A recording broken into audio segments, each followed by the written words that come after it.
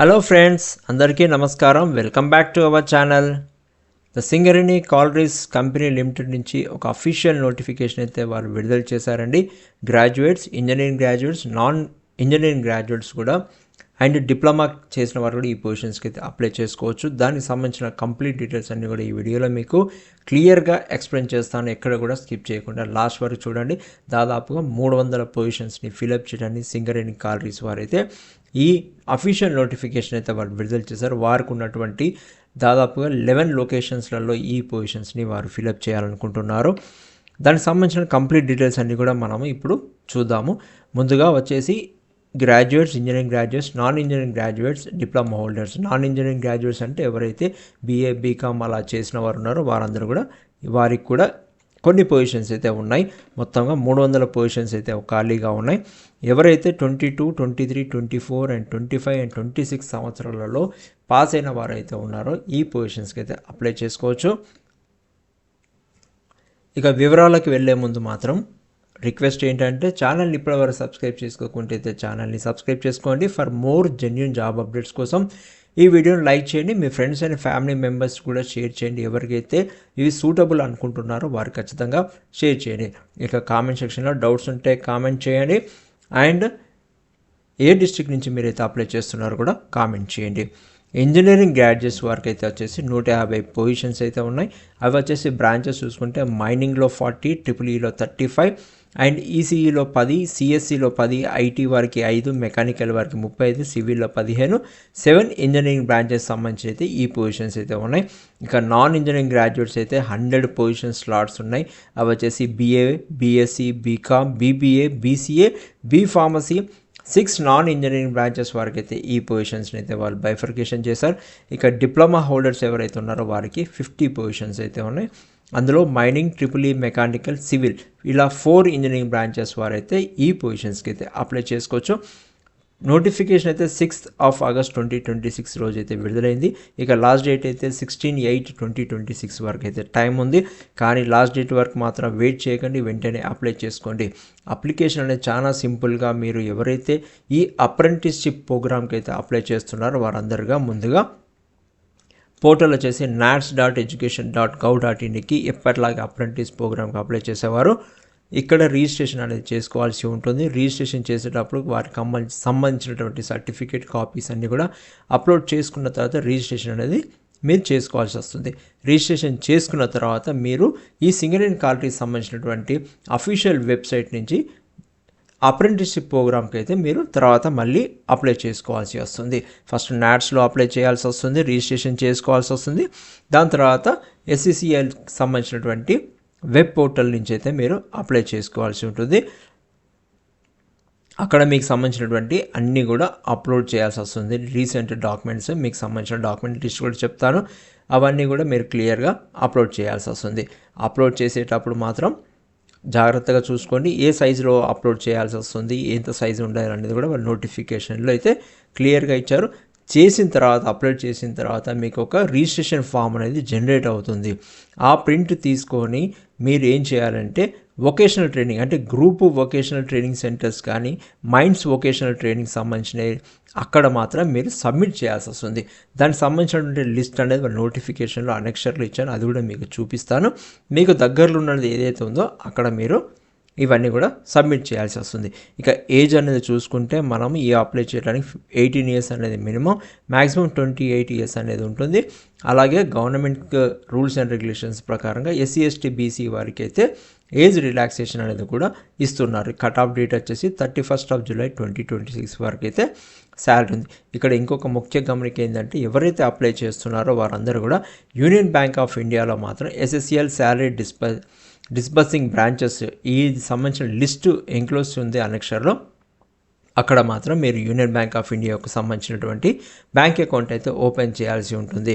Open చేసేవారైతే ఇప్పుడే వెంటనే చేయాల్సిన అవసరం లేదు. ఎవరైతే జాయినింగ్ అవుతున్నారో అప్పటి వరకు అయితే మీరు ఈ అకౌంట్ అయితే ఓపెన్ చేయాలి. ఎందుకంటే మీకు ఇచ్చేసినటువంటి స్టైఫండ్ అంతా కూడా ఆ బ్యాంకులోకి మాత్రమే వారు క్రెడిట్ చేయడం అనేది జరుగుతుంది. కాబట్టి మీరు దగ్గర చేసుకోవాల్సి ఉంటుంది.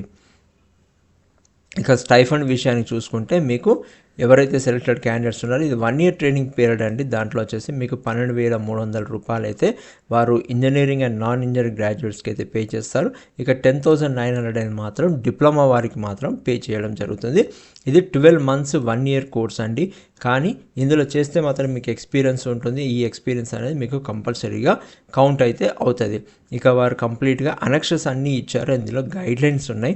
ఆ గైడ్లైన్స్ని చూసుకుంటే ఇందులో వచ్చేసి మీకు పేమెంట్ చేసే శాలరీస్ ఏంటి, తర్వాత ఎలా నాట్స్లో ఎలా రిజిస్ట్రేషన్ చేసుకోవాలి, తర్వాత మీకు వెబ్సైట్ నుంచి ఎలా అప్లై చేయాలనే డీటెయిల్స్ అన్నీ కూడా ఇచ్చారు. దాంతోపాటు మీరు హార్డ్ కాపీస్ ఈ ఎంవిటీసీస్ అండ్ జీవీటీసీలో ఎక్కడైతే సబ్మిట్ చేయాలో ఆ డాక్యుమెంట్స్ ఏమున్నాయని చూసుకుంటే పాస్పోర్ట్ సైజ్ ఫోటోగ్రాఫ్ అనేది ఉంటుంది.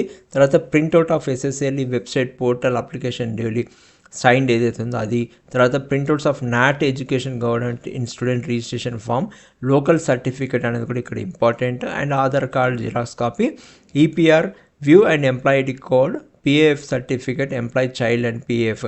ఒకవేళ ఇందులో ప్రిఫరెన్స్ అనేది ఇస్తున్నారు సింగరేణిలో ఆల్రెడీ పనిచేసే వారి పిల్లలకు కూడా, వారు కూడా ఈ అప్లై చేసుకోవచ్చు. ఈ సర్టిఫికేట్స్ అన్నీ కూడా మీరు తీసుకొని వెళ్ళి మీరు దగ్గరలో ఉన్నటువంటి ఎంబీటీసీలో మైండ్స్కి సంబంధించిన వొకేషనల్ ట్రైనింగ్ సెంటర్లో కానీ గ్రూప్ వొకేషనల్ ట్రైనింగ్ సెంటర్లో మాత్రం సబ్మిట్ చేయాల్సి ఉంటుంది. మీరు అప్లోడ్ చేసేటప్పుడు ఇవి మాత్రం మెయిన్గా మీరు అప్లోడ్ చేయాల్సి ఉంటుంది. ఎస్ఎస్సి సర్టిఫికేట్, మీకు సంబంధించినటువంటి గ్రాడ్యుయేషన్ డిప్లొమాకి సంబంధించిన సర్టిఫికేట్, ప్లస్ దాంతోపాటు మీ యొక్క రిజర్వేషన్ సర్టిఫికేట్, తర్వాత ఎస్ఎస్సిఎల్ ఎంప్లాయీ చిల్డ్రన్ ఎవరైతే అప్లై చేస్తున్నారో దానికి సంబంధించినటువంటి EPR view and ID card అనేది కూడా అప్లోడ్ చేయాల్సింది. తర్వాత పీడిఎఫ్ అండ్ పిఎఫ్ క్యాండిడేట్స్ ఎవరైతే ఉన్నారో వారు కూడా ఈ పొజిషన్స్కి అయితే ఈ విధంగా అయితే అప్లోడ్ చేయాల్సి ఉంటుంది. మీరు అప్లై చేసేటప్పుడే మీరు ఎక్కడ పోస్టింగ్ కావాలనుకుంటున్నారో అది సెలెక్షన్ చేసుకోవచ్చు. మీరు option 1 and option 2 and option 3 కింద ఆ పొజిషన్స్ అనేది మీరు సెలెక్ట్ చేసుకోవచ్చు. ఇక్కడ 9 ఏరియా అనేది కూడా ఉంది. ఇక్కడ మాత్రం ఈ ఆప్షన్ అనేది సెలెక్షన్ ఉండదు. ఈ 9 ఏరియా అనేది కొద్దిగా ఒడిశాలో కూడా కొంతమందికి కొన్ని పొజిషన్స్ అయితే అవైలబుల్గా ఉన్నాయి. మొత్తం 11 ఎంబీటీసీలు అండ్ జీబీటీసీస్ అనేవి అవన్నీ కూడా లిస్ట్ మీకు అనెక్షర్లో అయితే కనిపిస్తుందండి. అది నేను చూపిస్తాను ఇప్పుడు. మీరు ఆధార్ కార్డు అనేది మీ బ్యాంక్ అకౌంట్కి ఓపెన్ చేసిన తర్వాత దానికి లింక్ చేయాల్సి ఉంటుంది, సీడెడ్ చేయాల్సి ఉంటుంది. తర్వాత మీకు యూనియన్ బ్యాంక్ అకౌంట్ ఏదైతే ఓపెన్ చేస్తారో దాంట్లో మీకు 30 lakhs group insurance, accidental life insurance policy అనేది కూడా వస్తుందండి.